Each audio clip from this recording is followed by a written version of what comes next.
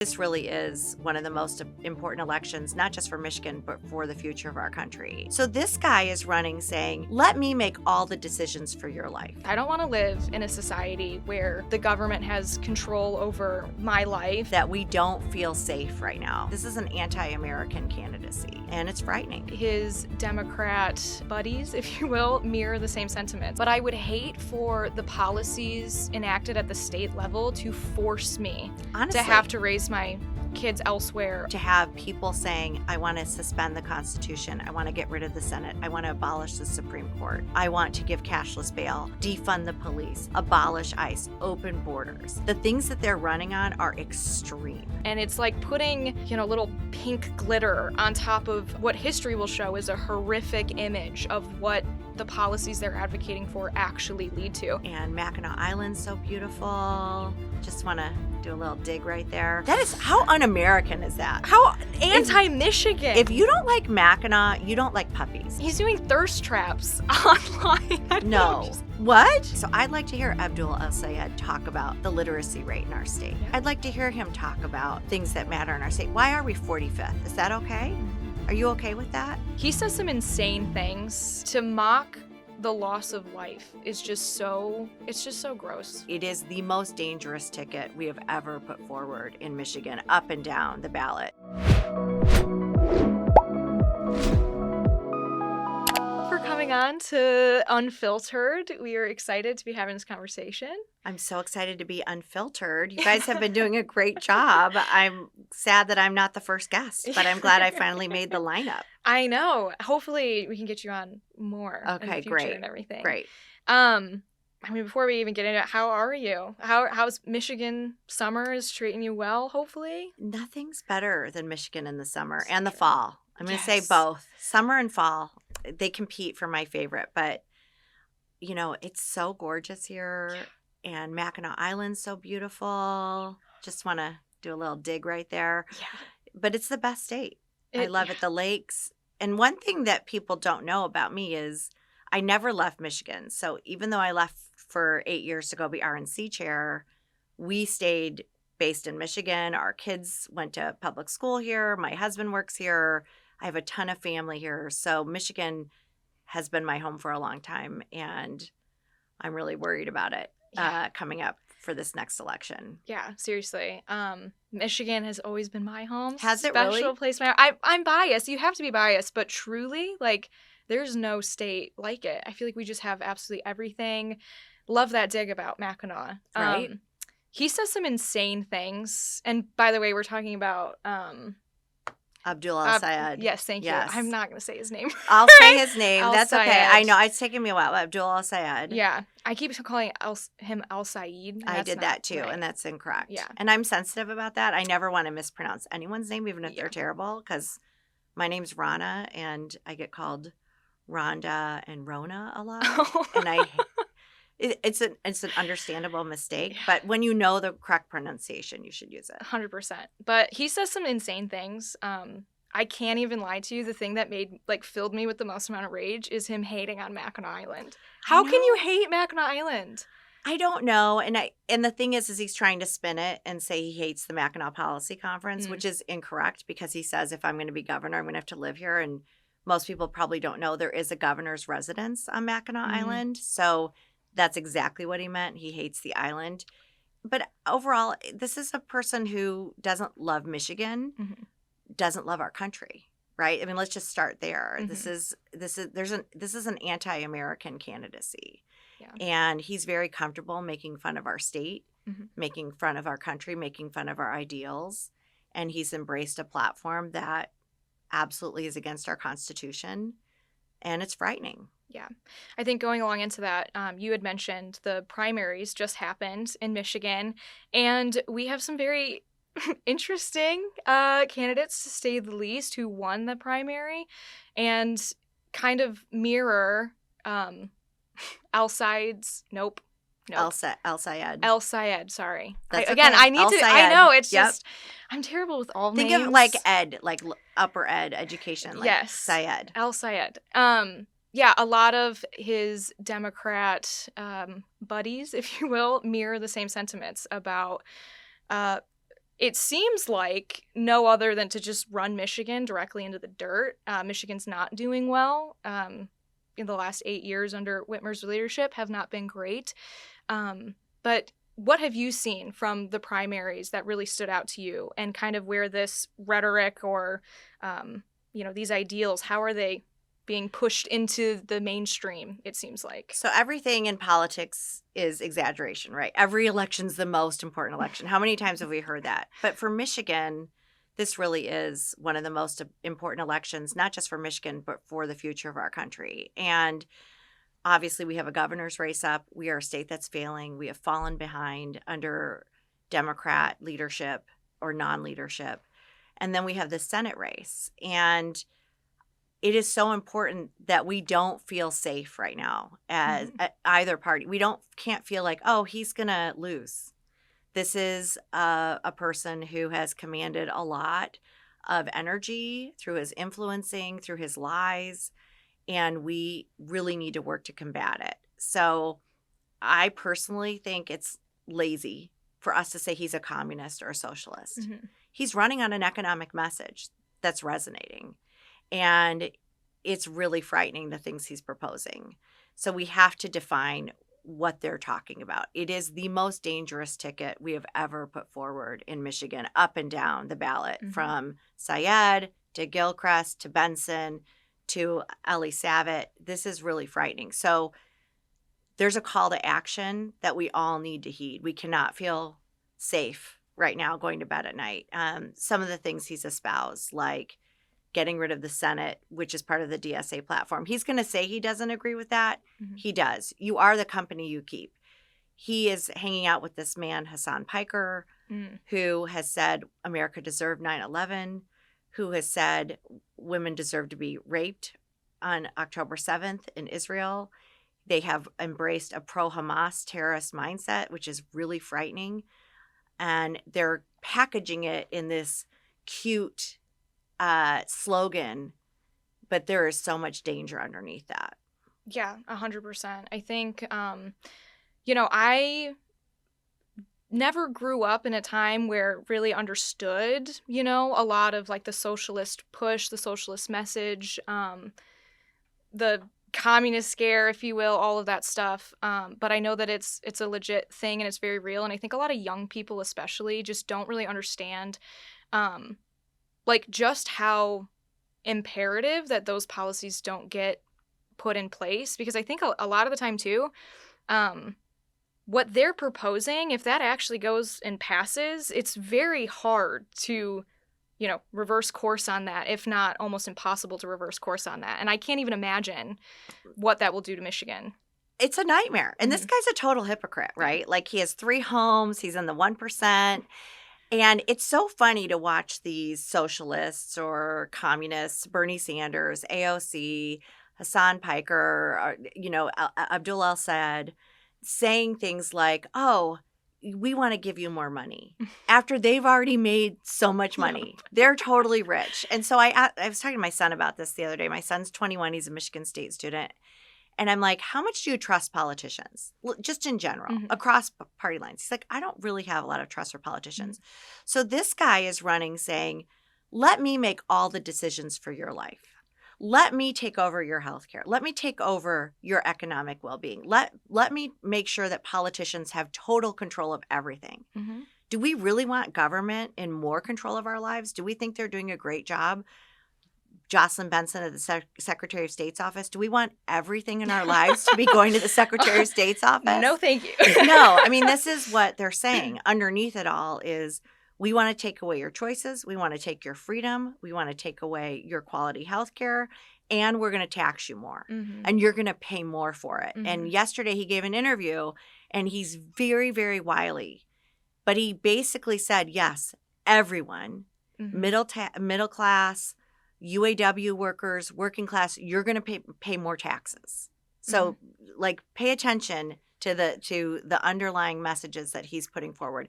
Everyone will pay more, and we will get less quality out of our government, and he'll be in control. Yeah. And he'll get rich and richer and richer. He's already rich. So he's lying when they say that. And there was an interesting interview with Charlie Kirk and Hassan Piker. And he said to Hassan, you're a socialist. Why aren't you giving your money up? Mm-hmm. If you think all these problems are wrong, why don't you give your money? Mm-hmm. And he couldn't answer. He's Mm-hmm. like, oh, my money would be just a drop in the bucket. Well, if you really believe it, if Yeah. you really believe everybody should be paying more, step up. Yeah. Show us what you can do. Yeah. And they're not going to do that. Yeah, 100%. And also, like, just for context and everything, we have one of the largest budgets that I think we've literally ever had in state government, and we are still in the bottom 10 nationwide across so many different things, in literacy, in unemployment, in just anything that you can think of. Michigan is honestly failing at. And they have, the state government has more money than, I can't say ever, but it seems like, yeah, that's accurate to say. Okay. Yeah. Okay. Yeah, like literally ever. And we're not seeing that more money and more government is helping anybody. Let's go through the numbers, right? Mm-hmm. I mean, our kids, the fourth graders in this state, 60% of them cannot read. Cannot read. That is a failure. Yeah. More money is going into the schools. Mm-hmm. The Democrats and Abdullah Al-Sayed and Gretchen Whitmer, they are totally in lockstep with unions. They should be in lockstep with our kids. Mm-hmm. We are 45th out of 50 states. We are 5 from dead last with the amount of money we're spending on educating our kids. We have a huge absenteeism rate. This is a failure. Mm-hmm. We are failing. Michigan is failing. I love this state. It's beautiful. That has nothing to do with how great this state is. We are failing. We are 43rd in economic opportunity. A person is moving out of our state every hour. Mm-hmm. Now, this isn't a Midwest thing. They're not moving to Florida or Tennessee. They're moving to Ohio. Yeah. Ohio's gaining. Democrats, states that are run by Republicans are surrounding us, Iowa, Ohio, they're doing better because of their policies. Yeah. We have a huge tax burden. We are paying so much more for less. And on every metric, we're failing. We've had 8 years of Democrats in Lansing. They have ruined our state, and we need to course correct. And this is a pivotal time where Michiganders need to say, we need to take our state back, and we need Michigan to start winning again. And we need Michiganders to be able to have a job here, to raise a family here, to have our kids graduate from college and get a good education here and actually stay here for their jobs. Yeah. That's what we want. Absolutely. But my caution to Republicans is stop saying we're fighting socialism. Like, we cannot just say that and think we're going to win. We have to define how we're going to provide economic opportunity. Lowering taxes. Matt Hall, the speaker, has talked about getting rid of property taxes. These are the things we need to do to drive our economy and bring businesses here to make Michigan a state that's thriving for everyone. Yeah, 100%. I think as a lifelong Michigander, it just stabbed in the heart when you think that everyone's going to Ohio because, listen, nothing against Ohio, but also everything against Ohio. I feel like that's I love Ohio. My husband's employed by a company in Ohio, so I can't be anti-Ohio. So I think it's more anti-Ohio State. I know my husband also went to Ohio State, but he lives in Michigan, so he's a Michigan fan. But it's painful. It is. So you can't just. So they're going to try and run, and they're going to blame it all on Washington. Mm-hmm. Our problems in Michigan start here with Democrats. Yes. They've had a trifecta. They have ruined the state. Jobs have not come. People are fleeing the state. We are paying more in taxes with less service. We know our roads are terrible, but I think everybody in Michigan should wake up and say, if our kids can't read, we should fire every single Democrat. And why would we rehire people that have left our kids behind? Mm-hmm. Why would we ever think about hiring somebody? So I'd like to hear Abdullah Al-Sayed talk about the literacy rate in our state. Yeah. I'd like to hear him talk about things that matter in our state. Why are we 45th? Is that okay? Mm-hmm. Are you okay with that? These are the types of questions that they haven't answered. So he's got his catchy slogan and his dance routines, but he's not being serious about the problems we're facing. Yeah, no, and it is so sad because I'm someone who wants to raise my family here. I never have any intention of ever leaving Michigan, but I would hate for the policies enacted at the state level to force me to have to raise my kids elsewhere or, go to another state, because there's nowhere like Michigan. It's Right. worth fighting for. And that's the other thing too. We get some comments that I notice on some of our videos where people are saying, well, that's why I left, 3 years ago. It's a dump there and it's not on the up and up, like all that stuff. And it really breaks my heart because Michigan is absolutely a state worth fighting for. We have so much potential, and it's being suffocated. That potential, I feel like, at every turn is being suffocated by really bad policy and really bad ideology, and it breaks my heart. Well, and this is the extreme of the Democrat Party. I actually think a lot of Democrats are feeling like they're Republicans right now. I mean, when you have an Ellie Savitt, let's talk about him, for instance. He was a prosecutor in Washtenaw.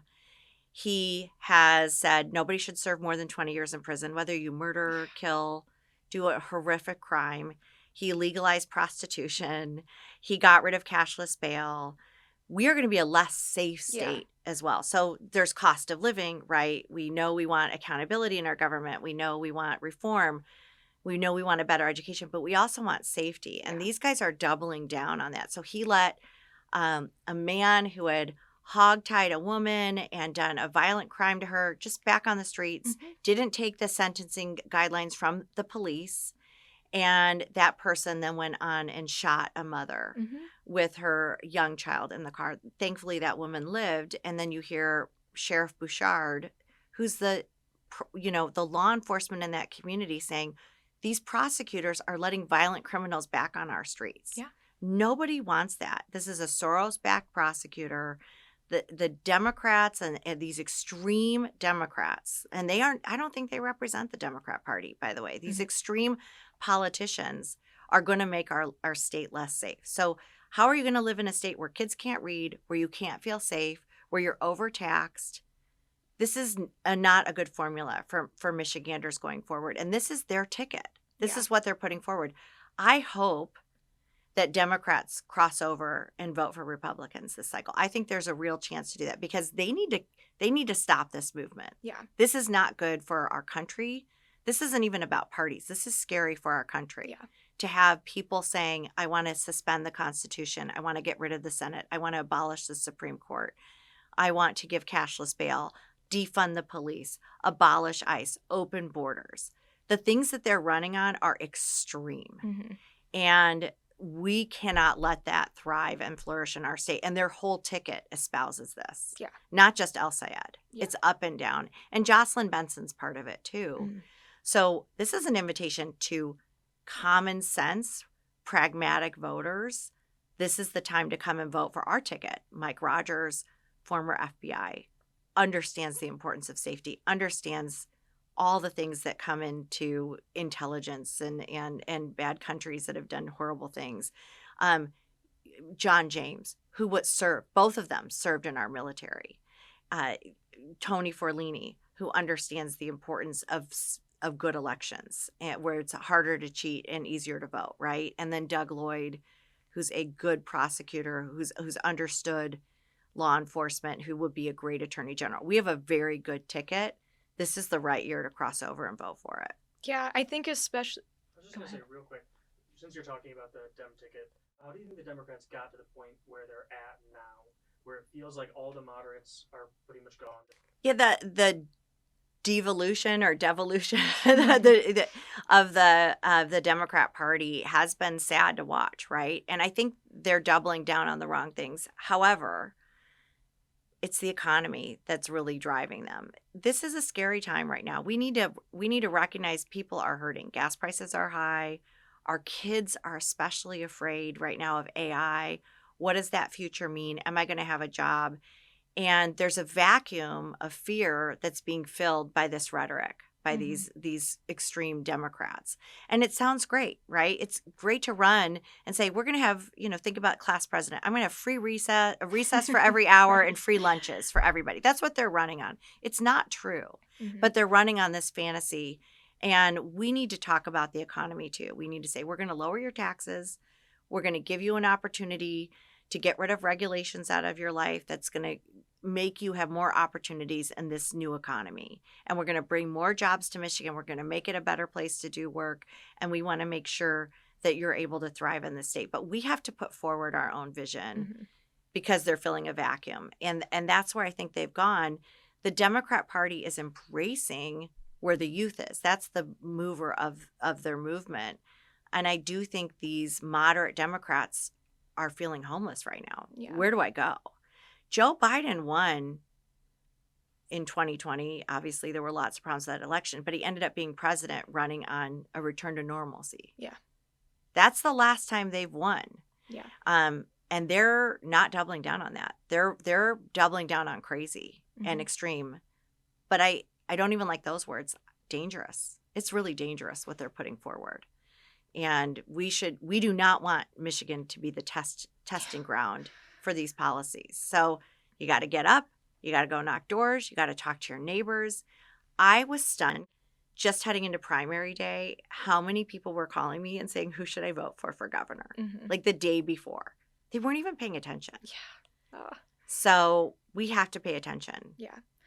I think a great thing to pay attention to, too, is Gavin Newsom. He was just in Michigan to campaign with a lot of the Democrats. And we kind of did a little bit of a video and a press release and stuff on this. But you were mentioning Michigan being the testing ground. We have California as like an example for what Michigan could look like. And you have the leader of California coming in here with those same ideology and viewpoints that a lot of, and like, I don't think that he would outright say, like, he's not running on the extreme end of things, I don't think. But that's what those policies lead to. And that's what Michigan would become. It would turn into a mini California. And quite honestly, I don't think we have the infrastructure to support a lot of the things that California does. California at least has Hollywood and, their core base of people that will always stay in California. Michigan, I don't think economically can even handle that. And I'm glad you mentioned safety earlier, too, because, yeah, I think on a broader ideological scale, a lot of young people don't have trust in government, period. Whether that's the left or the right or however party lines, doesn't matter. Like, they just don't have trust in that. And so I always have the question, why do you think the solution to not trusting the government is to just give them control of everything? I'll never understand that mental process. Yeah, it is more government, right? Mm-hmm. Why I don't want the government in control of my life. So let's go to California. Mm-hmm. Their income tax is 13%. 13%. Okay? Think about that. They would destroy our state. Democrats in this state, we're at 4%. Democrats actually tried, or a group tried to double our income tax to 9% this year. Do you want to see people fleeing our state? You want to see people leaving our state? You want to see job creators leaving our state? Do that. Yeah. That's what New York is seeing right now. They've seen massive a mass exodus out of New York because of the tax structure that they've put forward. These are the types of things that Democrats propose. Oh, we're going to tax the millionaires. We're going to do all these things. And really, it hurts the state because it sends job creators out of the state. So we do not want a California or Michigan. We don't want a Mamdani or Michigan. And we cannot El Sayed or Michigan. We cannot do it. So there's a lot to be afraid of. We're at a crossroads. Typically, after we have 8 years of a Democrat, we elect a Republican. But midterms have been really hard for the Republican Party in the past few cycles. Republicans don't turn out in the midterms. We sit home. We used to be a good midterm party, and Democrats have really had gains. We have not won statewide for Republicans in Michigan since 2016, besides Trump. We haven't won a race statewide. Yeah. So anybody feeling like warm and fuzzy and thinking, oh, I was with somebody yesterday, it's like, oh, we're going to win because it's El Sayed. I'm like, no. Yeah. This is not a done deal. Yeah. We have to work hard. And if we can stop it here, we will stop it spreading from the rest of the country. But we have to do it. And it's not just him. It's Benson. It's Gilchrist. It's the whole ticket. Go do your research. Go look at these stances. I'm not exaggerating. So I want a safe Michigan. I want a Michigan that has good education. I want a Michigan that has the ability to make jobs, keep jobs, and bring employers here so we can have a good life. The other thing that's not being talked about with El Sayed, which I think is fascinating, is he's saying Medicare for all and he wants to take over health care. UAW members have pretty good health care. Mm-hmm. Do they want their health care being taken away? They've negotiated those rights, right, to have really great health care in their contracts. He's saying money out of politics. So are UAW members and teachers unions not going to be able to pay dues anymore? Is that what he means? Because that should be money out of politics too. So when you really dig into the things he's talking about, they're not good for the working class. Yeah. And that's why he's doing well with these college kids that don't know any better. And if you actually go look at communist countries, look at Cuba right now. Let's go look at a country that's under this. Look at North Korea. People are starving. They don't have electricity. They have blackouts. You know who's not starving? The politicians. Yeah. They're doing just fine. Yeah. Yeah. It's always under this guise too of, you'd mentioned it before, they're like dancing and doing TikToks and, you know, making, this is the weirdest thing to me. I don't know if you've seen any of the El Sayed. Oh my gosh, I'm so sorry, Ronna. You did it right. El Sayed. Sayed. Yeah. This is so Sayed. embarrassing for me. He's doing thirst traps online. What? I'll have to show you a video. There was one where he's like flexing in it and like trying to show off his muscles and stuff. And like, it's so unserious the way that they are marketing essentially to Michiganders, whatever.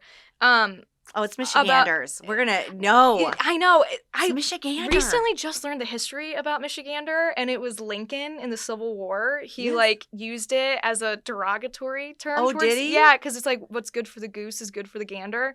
So then he called Michiganders because I don't think we were on the, someone wasn't on the Union side. The governor. We're forgiving Lincoln for that. Yes. The party started here under the Oaks. We are Michiganders. And I honestly think, like, I love geese, so I don't mind being associated with that. Okay, anyway, back to the point. They're so unserious about the way that they're marketing these ideas, and it's like putting, you know, little pink glitter on top of a horrific, what history will show is a horrific image of what the policies they're advocating for actually lead to. And like you had mentioned, it is incredibly dangerous. I don't want to live in a society where the government has control over my life and over the money that I make and work hard for. And it's not even just that. It's people are hurting. And this glittery language is hiding really sinister things that, like, again, we see practical examples of this when they're implementing their policies, like the Ellie Sabbats and the no cash bail and letting these people, you know, violent criminals back on the street, making us less safe. At the same time, the same people will claim waste, fraud, and like abuse in government and like, oh my gosh, all this stuff. And yet let's give the government so much more money. Like, I think both sides can see that there's a lot going on that's wrong, but they just have like this weird idea that if their ideology is put in place, which historically has never gone well for anyone, then it will all be okay. And that's just not the case. It's not. And so two things there. One is, I think there's a lot of abuse in government and fraud. Mm-hmm. And these people give, we've seen it with Gretchen Whitmer, mm-hmm. with Faye Baydoun. I mean, they give contracts to their friends. We saw it with the federal government. We saw Stacey Abrams was getting $1 billion contract from the federal government. What do you show for it? Minnesota, mm-hmm. look what they've uncovered there with the massive fraud and abuse that was taking place in these states. So these guys, they want control. Mm-hmm. They want power. It is authoritarianism. Mm-hmm. They are authoritarian. They know better. They want to keep the money in their hands. And it is a really frightening and sinister thing. And you can't neglect that a lot of this is rooted in an anti-Israel, anti-Jewish sentiment in the Democrat Party too. And it's really sad to watch what's happened. Dana Nessel, who I am no fan. She's one of the worst attorneys general in this country. She, a Jewish Democrat, could not even go to her own convention being a Jewish woman because she felt unsafe. Mm-hmm. That is where their party has devolved to. So in a state that's as diverse as Michigan, and we have so many faiths and so many ethnicities, and that's one of the great things about our state, but to see our Jewish population be denied a voice in their party and to be actually unsafe at their own convention mm-hmm. is frightening. And El Sayed is not backing down. I think that's what I've noticed about him. He's super cocky. He does these videos, these, I guess, thirst traps or whatever.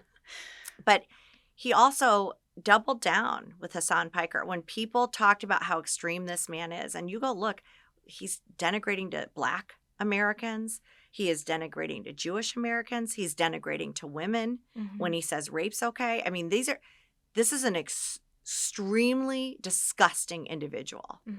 And Abdul Sayed not only brought him in, he doubled down. He said, you're going to come in and campaign with me on election day. And he will not distance himself from a single thing this person has said. Yeah. Which reveals a lot about Abdul El Sayed's character. Yeah.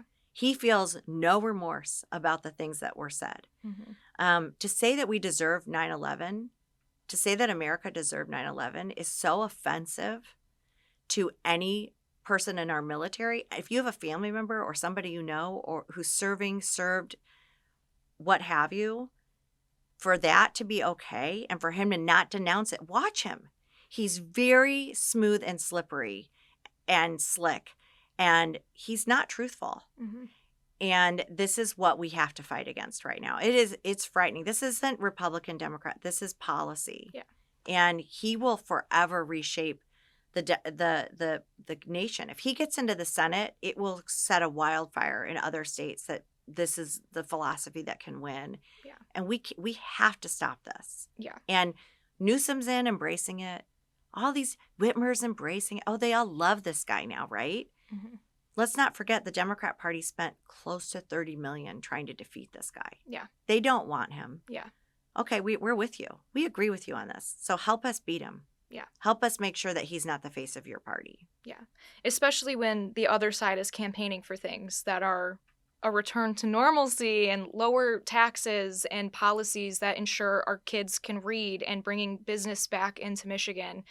That's one side. So you got that. Or you have insane people who want to see criminals out on the street, tax you into oblivion, and ruin the state beyond repair. I don't know. That's a really tough one. It's really, truly dangerous. I cannot understate the amount of texts I've gotten from people from other states being like, oh my gosh, this is so scary. This is really, really frightening what just happened in Michigan. It is frightening. I don't know why, to your point, I don't know why this is being embraced on the Democratic Party. I think the more you see it, the less you'll like it. Mamdani promised all these things. Did you see him promise, and for those who don't know, this is the mayor of New York who ran on, I'm going to cap rents. I'm going to do all these things he can't do, by the way. And then he's going to do state-run grocery stores, right? And then people ask, well, how are you going to enforce this state-run grocery store? Oh, well, we're going to use ID. We're going to make sure people show ID to get groceries. That's where they're at. So it is total control. And it is an experiment that we have seen fail in country after country after country. It is not something we want imported into this country. But again, he's filling up arenas. He's got a lot of views. He's an influencer. Money's coming his way. He beat a well-funded Democrat opponent. So we cannot just take this for granted. We have to work as hard as you can. So I was knocking doors. I know you've been knocking doors. Like, I'm going to be knocking a lot of doors. We got to talk to our neighbors. This is not the time. We can sleep after November. Yeah. I always say to people, like, if you look good on November 3rd or before this election, then you did not do your job. We should all look like crap November 3rd because we need to be working day and night to make sure we save our state. Yeah. This is about Michigan winning again. Yeah. And we can win. It's the greatest state, but we need better policies with different leaders. Yeah, absolutely. And really quickly. Yeah, okay. I do want to show you a video, actually. Okay. And this is Hassan Piker. Yeah. And a clip from him. This is my worry. Like, we talk over kids, right? We need to meet these young, we're not going to probably turn a ton of these young voters. But we can't not talk to the worries that they're having. Yeah. It is very real. I am, like I said, my son's 21. He's about to graduate. just as a snapshot of what these kids are going through, his rent increased $500 this year here in East Lansing. I mean, that's offensive. Yeah. That's freaking offensive. They charged him a view tax, which he didn't have last year, of $75. And so you think about these kids and what they're dealing with. I'm pissed off. Mm-hmm. Like, I understand why these kids are pissed. Yeah. And they're like, this is baloney. And then our tuition increased this year. Thank you, Gretchen Whitmer and Democrats, for these kids. And then he tried to apply for an internship this summer. And I'm not feeling sorry for Nash. My son's okay. You know, but I'm just saying this is what these kids are up against. Mm-hmm. He applied for probably 80.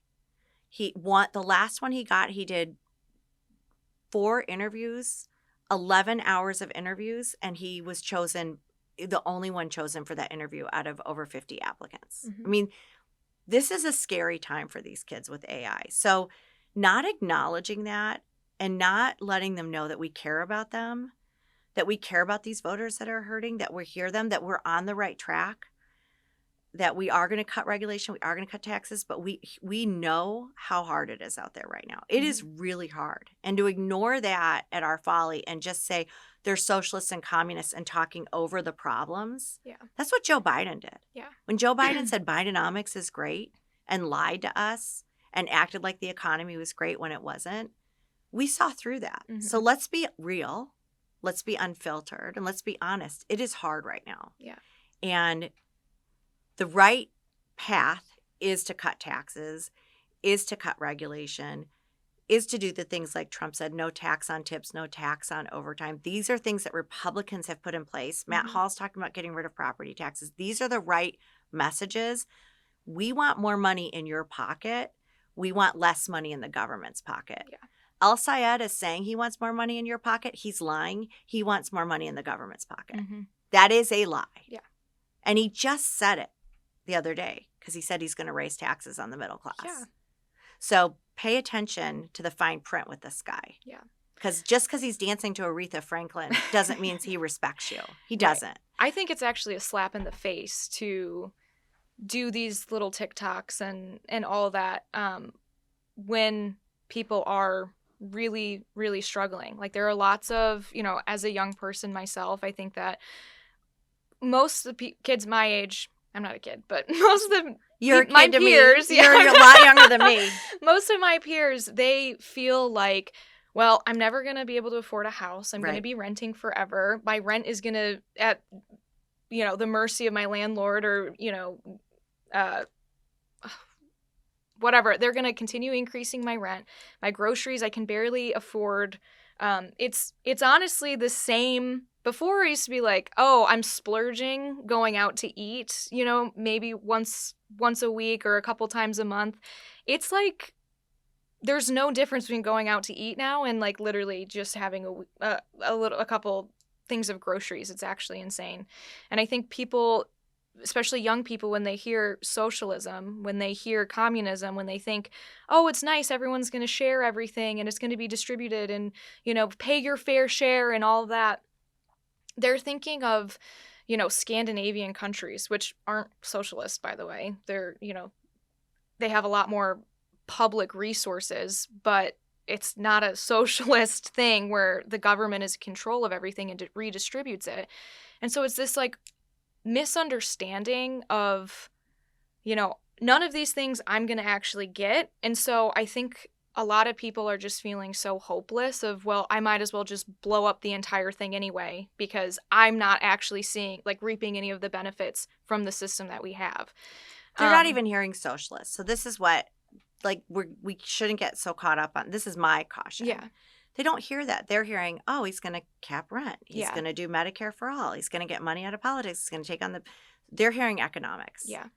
Economics are going to drive the midterms. Yeah. They are. So if we as a party start talking past that issue, we're making a mistake. Yeah. We have to talk about economics. We have to talk about the fact that we're one of the highest tax states with the least results. Our education's failing. Our safety's failing. We're not creating new jobs.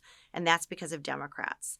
And we need to talk about solutions like lowering taxes, like creating better education, like holding our education accountable, giving kids better choices in education.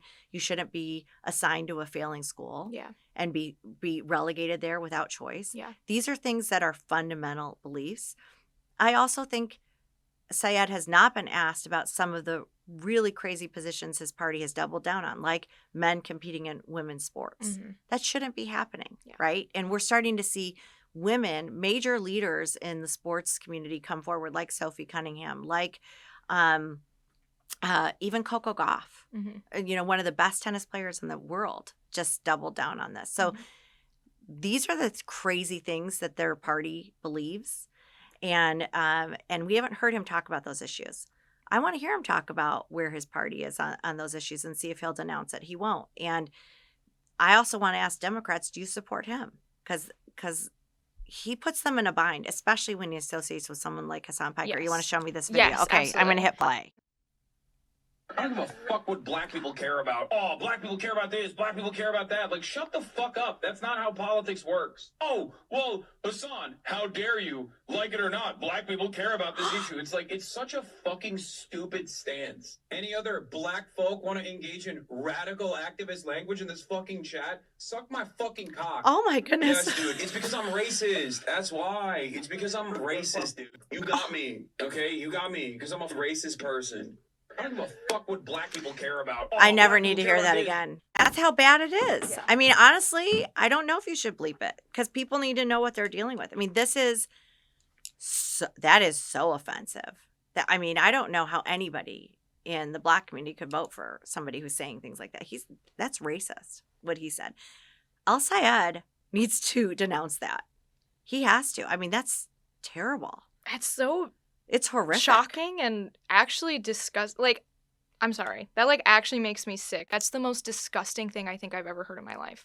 I didn't watch that clip beforehand, so that I was just as shocked, that's part of the greatness of our state is our diversity. And we love our communities. We love that. And sometimes, certain voters are more Democrat voters. This is worth leaving that party for. If your candidate is saying that about you and doubling down and not denouncing that, he does not deserve your vote. Yeah. He does not deserve your vote. He deserves you to vote against him because that's disgusting. Yeah. And that is not what our state is about. And where's Garland Gilchrist on that? Where's Jocelyn Benson on that? This guy should be nowhere near. I'll bet you Al Sayed brings him back to Michigan. Yeah. I'll bet you he does. Yeah. And won't say a word. And then he'll go into these communities and say, "Oh, yeah. I'm responsible for my words." No, I wouldn't want to be seen with somebody like that. Yeah. I wouldn't want to be around them because you are who you associate with. So that's disgusting. There's no words. I was going to say, I'm not even going to lie. I'm actually speechless. What's the movie? I'm actually speechless Is it right Wedding now. Crashers? What's the movie, or Old School, where he has the earmuffs? What's the movie where they put the earmuffs on the kids because they're swearing? It's like a Will Ferrell movie. It's Old School. Is it Talladega Nights? Is that It's not Talladega? Is it Talladega Nights? Sitting at the dinner table and we're going to use big boy words. It's Talladega Nights. That's like Talladega Nights. Yeah. Like the earmuffs, because I do that. I never swear ever, but when they're swearing around my kids, not anymore. But you do earmuffs. That's what I felt like. That is so bad. Yeah, I really don't realize there's a You need to honestly, I think you should put it on our channels, Unfiltered. Yeah. That's the name of this podcast. Yeah. True. Let people see it. Let people know what we're talking about. Because the one thing about him being the nominee, though, I will say, is I think it is creating fear in our base. Our base, is a little quiet during midterms. We don't vote. If Trump's not on the ballot, we don't vote. I think he is going to energize our base. Yeah. Just like Trump energizes their base, right? Like that's all they're going to run against. Yeah. And we need to push back on their economic message because the economy in Michigan's bad because of Democrats. Fact. And we also need to make sure that people know we have to stop this guy. And the reason Newsom's here, just FYI, is Michigan's now sixth in one of the 6 states for the Democrat nomination for 2028, right? So they're already auditioning to run for president. We do not want that wing of their party to decide who their nominees. We do not want that anywhere near our country. Yeah. And I think it really falls on Democrats as a whole to really take it. Like, this is your chance. If you want to take your stand right now and say, I don't associate myself with these radical, insane policies, ideas. Dangerous. We need to dangerous, use the word yes, dangerous. Danger, Will Robinson. 100%. You don't know that. You don't know that reference, do you? Danger, Will Robinson. Yeah. Lost in Space. It's from my generation. It's really funny because my parents say it all the time. Do they? Yeah. It's And from so Lost I in know Space. it, but I didn't know what it's from. It's from Lost in Space. That's so funny. There's so many generations. I will say the funny thing is my son's working in Chicago right now, and he called me yesterday, and I'm so happy when I get a call from my son because boys don't call their moms enough. This is also call your mom if you're in your 20s. And he was like, can you believe he was attacking Mackinac? That's the one thing that's broken through to my kids. Like, can you believe that? That is, how un-American is that? How anti-Michigan. If you don't like Mackinac, you don't like puppies. Like, that's Literally. in my mind. I almost tweeted that. I'm like, if you hate Mackinac Island, you don't like puppies or babies. Literally. I mean, something's wrong with you. It's so historically rich, and it's just so beautiful. Also, I find it really ironic. I think I said this a couple months ago doing a video about something to do with California. I don't know. But the fact that Mackinac has less poop on the street than oh, really? What is it, San Francisco? That's actually Have you crazy. seen the San Francisco poop map? I have seen the poop map. Yeah, We like don't horses need crapping on Mackinac. They clean it up like immediately. Like, there's no crap on Mackinac, and we have horses. I don't know. I just think that's funny. Well, I think So irrelevant. But I do think, and I tweeted this today, but I think Mike Rogers should ask to have the first debate on Mackinac. Yeah, I think he'd be like, you know what, I'll debate you. We got to do it on Mackinac, on the porch of the Grand Hotel. Yeah, I love Mackinac. It's and so show special. the world why Mackinac is so great. It is. It's so special. It's un-American. Anyway, that video clip, I'm scarred. Yeah. Scarred. Yeah. I'm glad I don't watch his. Is he like that all the time on his podcast? Oh, Ronald, you'll get a. He's like that, like 8 to 12 hours a day, every day. Yeah. Like, that's what he does. He just sits in front of his computer and yells for like 8 hours every day. You'll get a kick out of this talking about hating puppies. Well, it's kind of relevant actually because Hassan Piker abuses his dog on stream. What? Yeah, he was put on a huge fire. He's got his dog off screen, and he has a shock collar on him. And anytime the dog tries to move, this is for 12 hours he's filming and streaming. If the dog ever tries to move, he uses him as a set piece, and he'll shock his dog. What? To keep him there. It's sick. It's really sick, actually. Yeah. So let's start reaching out to the PETA people. hates Let's get the puppies. PETA voters on board. My gosh. Yeah. Isn't that so? It's crazy you say you don't like. Well, allegedly, if you associate with that guy, you don't like puppies. I mean, it's a bridge too far for him to be hanging out with this guy. Yeah. And he doubled down. That's what's so. This is a guy who has no remorse. Mm-hmm. He does not think he's wrong. He is super arrogant. Mm-hmm. He thinks he's smarter than everybody. Yeah. And he is going to go, if he gets into the Senate, I mean, just imagine what he will be. Yeah. And he will run for president, and he will use his platform and these folks that don't, I mean, Hassan Piker framed a picture of the Twin Towers blowing up behind him. That's so offensive. I mean, I don't know. My husband worked for a company during 9/11 that was first hit by the first plane, lost all of his colleagues. Pretty much one of his, we were working in Cleveland in the time. One of his Cleveland office mates was killed. And all of us have had some connection to 9/11, whether it's somebody in our family who went and served or somebody we knew at that time. This is so offensive. And for him to put that behind him and then to do that to his dog. I mean, this is somebody Syed should be denouncing. I don't get it. Yeah. Haley Stevens almost won. Do you know what else too? I know people who crossed over and voted for Haley. Really? I talked to many Republicans the next day. They were so afraid of Syed that they actually went and crossed over. Because in Michigan, you can request either ballot because we don't have party reg.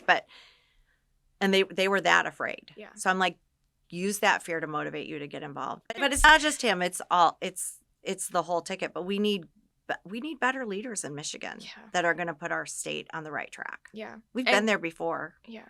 And to associate yourself with someone who's just mocking the senseless killing of, I don't know the exact number, it was over 2,000 Americans died. Close to 3,000. Close to 3,000 died in 9/11. 3,000 lives were lost. Like, I literally don't care, because I know online there's like the dumb conspiracies about absolutely everything, but to mock the loss of life is just so, it's just so gross. And an attack on our country. Yeah. I mean, and let's not forget when Khomeini was killed, Syed said he mourned for him, essentially, in Iran. And this is a man who said death to America, death to Israel. These are terrorists. Yeah.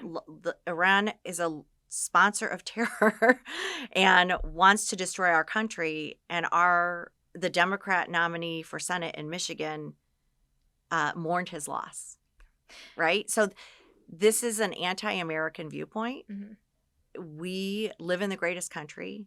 We have freedoms that nobody else can enjoy. Go see another country. Go live in it. Go spend a week in Cuba and then come back. We are so blessed to live in this country. We're so blessed to live in this state. Why would we ever even consider electing somebody who doesn't feel the same way? Yeah. Yeah. And it's not just him. It's the whole ticket. Yeah.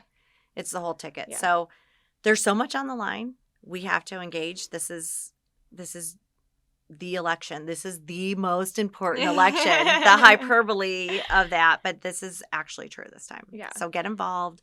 Go to MichiganForward.com. Go to our website. Find a way to volunteer or join a campaign. Get involved with whatever candidate or policy you believe in. But this doesn't happen without engaging. Yeah, 100%. And last thing I'll say, just because I thought of it earlier, when you're talking about how arrogant a lot of the stuff he does is and seems, when did it become, this is just something I've noticed, when did it become a bad thing to, like, work across the aisle at all? Like, there are certain things where it's a hard line in the sand, like, absolutely not kind of a thing.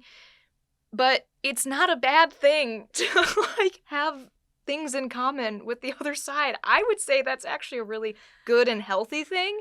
Right. So do you really want somebody who is so arrogant and so, like, set in their ways of, like, well, I am 100% right and I'm not going to budge on anything? It's like, that doesn't sound productive, literally at all, for anyone. I don't know. That's just like a broader thing. I mean, I would love him to be asked, like, tell me a mistake you've made. Yeah. Tell me something that you've done wrong. Because all of us have that, right? Yeah. All of us have things. I don't know if he could answer that question. Yeah. He is so arrogant. And even on these extreme things that he's hearing from people who campaign for him, he won't even denounce the words. What he'll say is, they don't speak for me. But he doesn't say, I denounce what they said. He won't even take that. So that's not something we want in our politicians. Yeah. I think we want people who care about us, who are listening to our problems, who are going with the best intention of solving them, even if it means working across the aisle, which is getting harder and harder to do because we're so polarized. But the hope is, and I think a big swath of this country, the middle, that considers themselves independent, that kind of silent middle, are feeling less and less like they can be represented. Yeah. And we have an opportunity in Michigan to elect people who will do that. Yeah. And that's what we should be hoping for. Yeah. I know I said that was the last thing, but I promise this is the okay, let's do it. Okay. You had mentioned it earlier, and so I just wanted to kind of really drive that home. Federal politics and what happens on a federal level is not even close to the same thing that happens on a state level. The federal politics, you know better than anyone. It's a lot harder to get things done that are in your interest of your community and all of that. When you are looking at things at a state level, you can affect change at the very fundamental local level. Like, down the street, you can actually, like, they're your neighbors who are in office, right? Yep. And so I think just don't forget that. Well, it's important. Get involved locally. Yes. And go find somebody you believe in locally, whether it's your school board or your township or your county commissioners or what have you. These people have a lot of effect in your life, and especially your state legislators, your state rep or your state senator. And those are the people you're going to call if you have a problem. Yeah. I know we had a road issue where I live in Wayne County, and I texted one of the Wayne County commissioners that I knew, and I'm like, we're having this issue. Our neighborhood asked us all to text. Yeah. This person, so they gave us the number or email them, and I got right back, a message right back. But our whole neighborhood did it, and because we were doing it in force, we got a response. Yeah. But that's local leadership. Yes. And local leadership matters. And, now we have the state house. The Republicans hold the state house in Michigan, which is great that we don't have this trifecta that doesn't even care what half the state thinks. So it's really important to get involved. Figure out who those people are. Yeah. That's the other thing. Like, print off a sample ballot, go to the websites of the people that are on. Supreme Court matters. Yes. Our Supreme Court matters. That is not party affiliated on the ticket. Go and look at the names and figure out who they are. Or, if you can't find it, look on our website and we'll try and give information or links, or I don't know. But that's important to know who you're voting for. Yeah. How many people go and I'm like very aware, and sometimes I walk in, I'm like, wait, I don't know this judge or whatever. So we've got to take initiative on that, because our Supreme Court just vacated a lot of sentences for violent criminals as well. Yeah. I mean, this is the new mantra of the Democrat Party: let violent offenders out. And I don't know if any of you've ever, if you've ever been a victim of violent crime, but the last thing you want is our police going out and catching a criminal and then having some prosecutor say, oh, we're going to turn around and put that person right back on the street tomorrow. Yeah. And that is the Democrat Party where they are right now. Yeah. Cashless bail, no time for violent offenders. And that makes our communities less safe. Yeah. I mean, do you remember what, was it in Livonia where that woman was shot in front of her? Yeah, it was like outside of some like Meyer kind of, like a strip mall. Just like a strip mall. Like, that's not in, downtown Detroit or, that's near where I live. Shady part. Yeah, it's like a shady part of Flint, or even parts of Lansing. Like, that was in Livonia. Like, this affects absolutely everybody. It's not just in areas that are more prone to violent crime. Like, that terrifies me. Like, that it's not something that you want. It's not policies you want enacted. But it also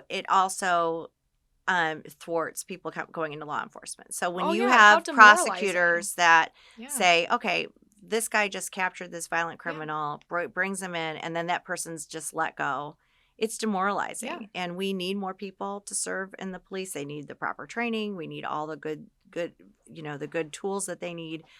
But we need people to do those jobs. Yeah, absolutely. I think at the end of the day, for me, one of the most important messages to come out of all of this is things aren't just going to magically get better. You can't just put your full trust in the government, I guess I'll say. Like, you need to become that. You need to get involved. It's not something that is just going to happen. You can't just trust that, he's going to lose just because he's so extreme. It's like, no, you need to get involved at a local level, at a state level, and have your voice be heard. Because the more you have your voice heard, the more change you actually really can enact. And the state level government is not the same as the federal government. So it's not. And the other thing is people think everybody's going to come in and parachute in and save us, and we've got to do it ourselves. Yes. You've got to be intentional. Yeah. I talked to somebody yesterday. I do play pickleball and mahjong, and one of my girlfriends is like, I've never voted in the primaries. I just don't, but I did this time. Yeah. You have to engage. Yeah. And it's not, nobody else is going to come do it. Nobody else is going to come take care of it for you. You have to be intentional. And that's how I got involved. I was a stay-home mom. Mm-hmm. Our budget couldn't get passed. We were laying off great teachers in our school that I loved. And I'm like, this is insane. And when you trace it back, you're like, this is because our state can't pass a budget. Mm-hmm. How ridiculous is that we couldn't pass a budget? So I'm like, I got to get involved. I'm going to go run for precinct delegate. Mm-hmm. I'm going to be involved and that's how I started. Just getting involved because of what was happening in my local community. And you can make a difference if you do that, especially locally. You can make a difference. We had races won by 40 votes last cycle in some of these state house seats. That's how little these margins are. There are races. We've had congressional races nationally when I was RNC chair won by like 10 votes. So every vote matters. So again, look like crap before election day. Do your work. Save our state. Let's make Michigan a winning state again. And let's make it a state where people really can thrive and flourish and have a job and raise a family and get a good education and enjoy the state that we love. So beautiful. Right now, especially. I don't know if I'll feel that way in January, but I do right now. Yeah. That's... January. Talk about the electric bill in January. That's a whole other thing that we don't have to get into right now. Well, anybody who does not correlate that Whitmer has raised our electric bills is wrong. Connect the dots. Yeah. She appoints the people to the commission that have raised our rates 9 times since 2023. That is government. Over $1 billion. It has so much control of your life, government. So we don't want them to have more control like the Democrats do, like El Sayed and these others do. They're fighting for more control. We don't want that. But we do need to lower some of our costs here in Michigan. Yeah. And Whitmer is the reason why they've been so high. Yeah, absolutely. Well, again, Ronna, thank you so much for being here. Thank you for having me on our Unfiltered podcast. Thank you so much for watching. If you liked this video, be sure to hit the thumbs up button down below. Make sure to subscribe and ring the notification bell so you don't miss future episodes of Unfiltered. Follow us on all of our other social media platforms. We're on X, TikTok, Instagram, Facebook, and we also have amazing press releases that go out all the time. And be sure to follow Michigan Forward to stay up to date on all things Michigan politics.